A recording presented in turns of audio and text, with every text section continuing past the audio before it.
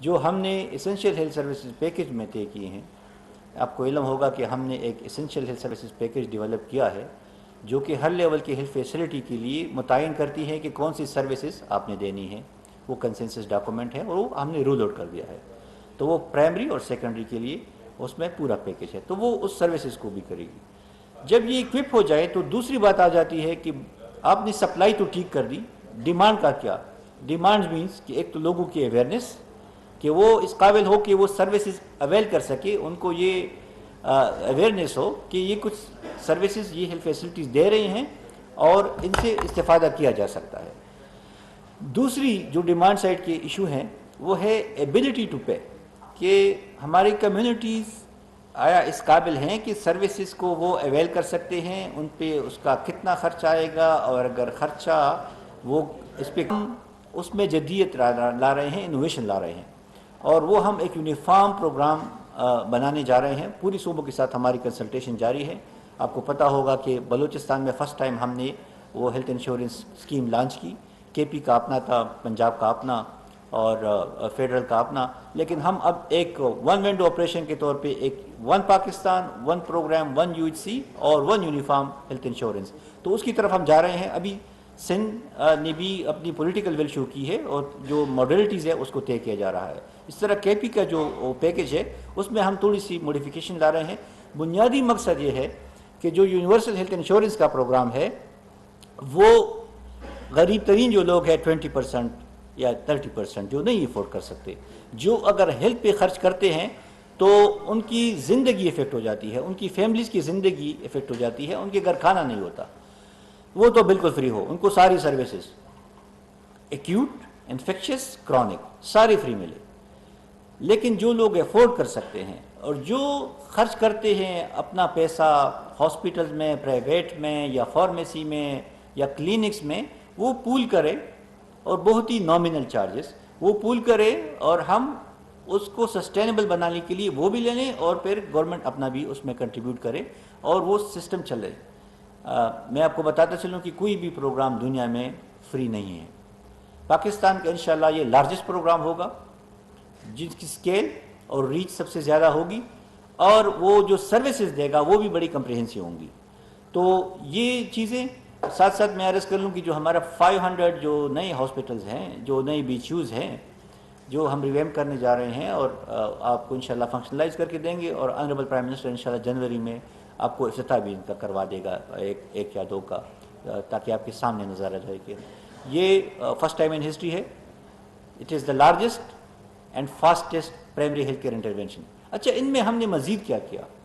ایک تو یہ ہے کہ آپ فیسلٹی بناتے ہیں اور آپ چلے جاتے ہیں، پروونسز اس کو اچار دیں گے، اور ہم نے WHO کو قائل کیا ہے کہ اس میں وہ جو ہمارا ریفرل پاتھ وے ہے جو ہم نے بنایا ہے کہ پرائمری لیول سے جو مریض آپ بھجواتے ہیں سیکنڈری لیول کو، اگر ادھر ٹھیک نہیں ہوتا یا ٹھیک نہیں ہوتی آپ ٹرشری کو بھجواتے ہیں، تو پھر اس کا فالو اپ اور فیڈ بیک پرائمری لیول پہ آنا چاہیے کہ میرے مریض کو جو میں نے ریفر کیا تھا آؤٹ کم کیا ہے، کیا اس نے پروگریس ہوئی ہے سیکنڈری لیول پہ یا ٹرشری لیول پہ، out come of the health کہ اس کی بہتری آئی ہے نہیں.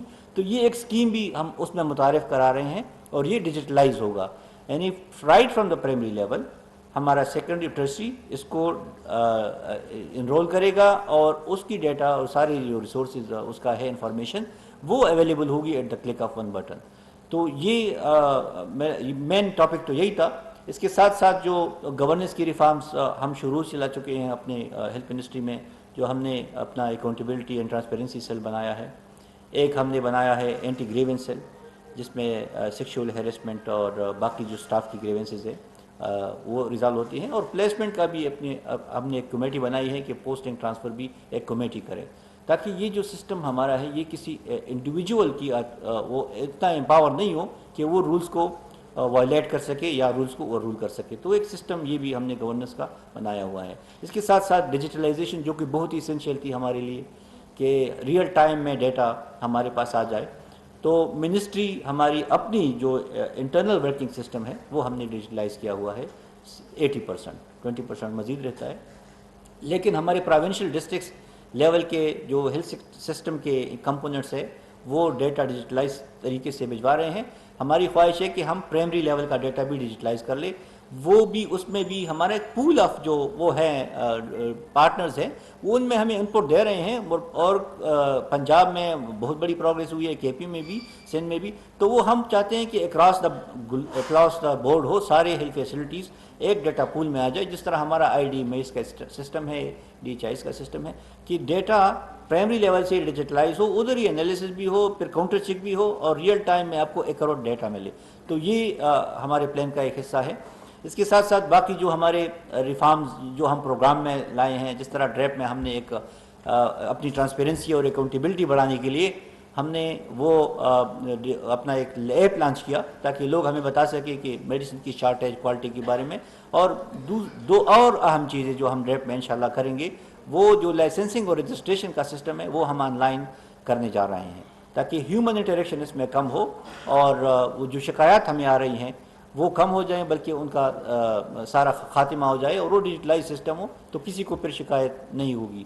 اسی طرح باقی بھی ہمارے جو پی ایم ڈی سی میں ہم ریفارمز لا رہے ہیں, آپ کو علم ہوگا اس دن ہماری ہائی لیول ڈیلیگیشن آئی تھی world federation of medical education, جو ہم اپنی ڈگری کی وقت بڑھا رہے ہیں دنیا میں, اور پاکستان انشاءاللہ اس میں سے ایکریڈٹ ہو جائے گا. کیونکہ جو انیشیل وائبز جو ہمیں آ گئی ان میٹنگ سے وہ کافی پازیٹیو تھے. وہ ہماری یونیورسٹیز کالجز کا بھی دورہ کریں گے, لیکن ابھی ان کا اعتماد بڑھ رہا ہے.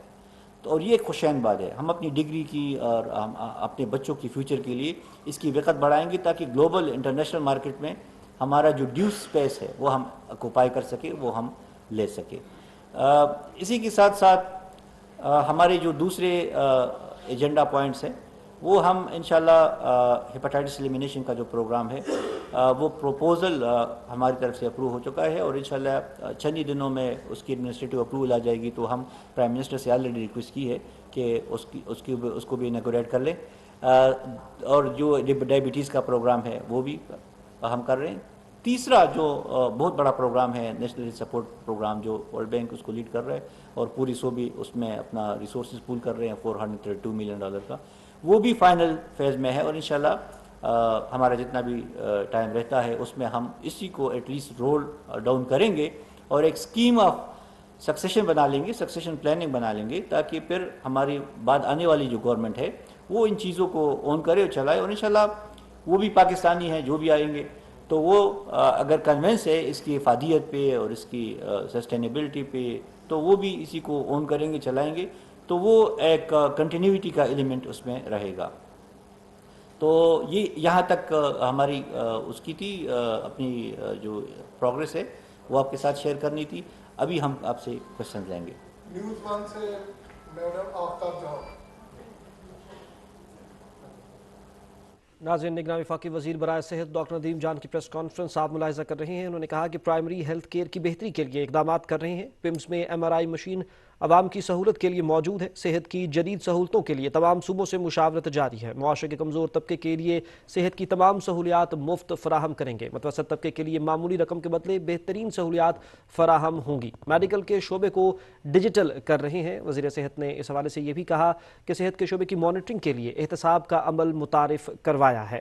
نگراں وفاقی وزیر صحت ڈاکٹر ندیم جان کی پریس کانفرنس آپ ملاحظہ کر رہے ہیں. انہوں نے کہا کہ پرائمری ہیلتھ کیئر کی بہتری کے لیے اقدامات کیے جا رہے ہیں, اور اس کے ساتھ ساتھ جو سیکنڈری ہیلتھ کیئر ہے اس میں بھی بہتری کے لیے اقدامات کیے جا رہے ہیں.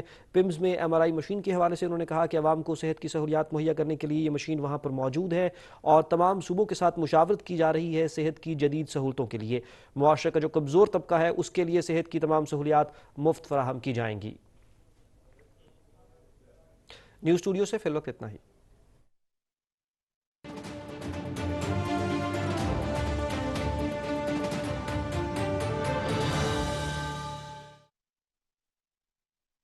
محفل میں بار بار کسی پر نظر گئی, ہم نے بچائی لاکھ مگر